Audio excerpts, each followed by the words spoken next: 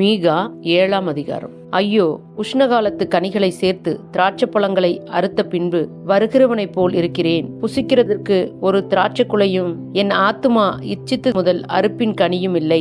தேசத்தில் பக்தியுள்ளவன் அற்று போனான். மனுஷரில் செம்மையானவன் இல்லை. அவர்கள் எல்லாரும் ரத்தம் சிந்த பதிவிருக்கிறார்கள். அவனவன் தன் தன் சகோதரனை வலையிலே பிடிக்க வேட்டையாடுகிறான். பொல்லாப்பு செய்ய அவர்கள் 2 கைகளும் நன்றாய் கூடும். அதிபதி கொடு என்கிறான், நியாயாதிபதி கைக்கூலி கேட்கிறான். பெரியவன் தன் துராசையை தெரிவிக்கிறான். இவ்விதமாய் புரட்டுகிறார்கள். அவர்களில் நல்லவன் முச்செடி கொத்தவன், செம்மையானவன் நெருஞ்சலை பார்க்கிலும் கடும் கூர்மையானவன்.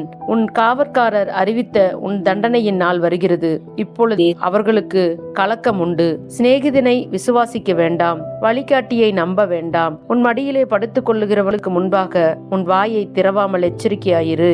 மகன் தகப்பனை கனவீனப்படுத்துகிறான். மகள் தன் தாய்க்கு விரோதமாகவும் மருமகள் தன் மாமிக்கு விரோதமாகவும் எழும்புகிறார்கள். மனுஷனுடைய சத்துருக்கள் அவன் வீட்டார்தானே. நானோ வென்றால் கர்த்தரை நோக்கிக் கொண்டு என் ரட்சிப்பின் தேவனுக்கு காத்திருப்பேன். என் தேவன் என்னை கேட்டருளுவார். என் சத்துருவே, எனக்கு விரோதமாய் சந்தோஷப்படாதே. நான் விழுந்தாலும் எழுந்திருப்பேன். நான் இருளிலே உட்கார்ந்தால் கர்த்தர் எனக்கு வெளிச்சமாயிருப்பார். நான் கர்த்தருக்கு விரோதமாக பாவம் செய்தேன். அவர் எனக்காக வழக்காடி என் நியாயத்தை விசாரிக்க மட்டும் அவருடைய கோபத்தை சுமப்பேன். அவர் என்னை வெளிச்சத்திலே கொண்டு வருவார். அவருடைய நீதியை பார்ப்பேன். உன் தேவனாகிய கர்த்தர் எங்கே என்று என்னோடு சொல்லுகிற என் சத்துருவானவள்.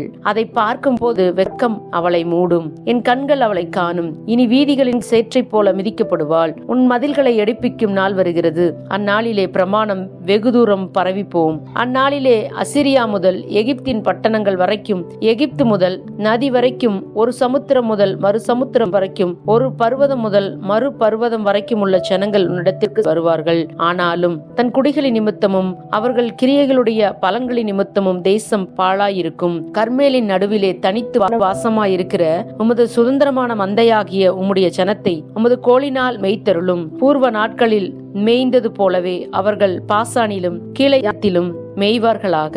நீ எகிப்து தேசத்திலிருந்து புறப்பட்ட நாளில் நடந்தது போலவே உன்னை அதிசயங்களை காண பண்ணுவேன். புறஜாதிகள் கண்டு தங்களுடைய எல்லா பராக்கிரமத்தையும் குறித்து வெட்கப்படுவார்கள். கையை வாயின் மேல் வைத்துக் கொள்வார்கள். அவர்கள் காதுகள் செவிடாய் போகும். பாம்பை போல மண்ணை நக்குவார்கள். பூமியின் ஊர்வனவற்றை போல தங்கள் மறைவிடங்களில் இருந்து நடுநடுங்கி புறப்படுவார்கள். நமது தேவனாகிய கர்த்தரிடத்துக்கு திகிலோடு சேர்ந்து உனக்கு பயப்படுவார்கள்.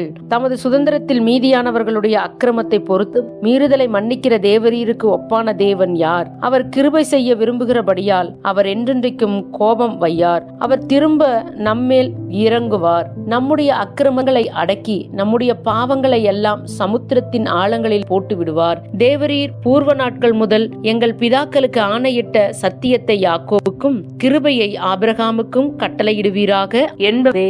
ஆமேன்.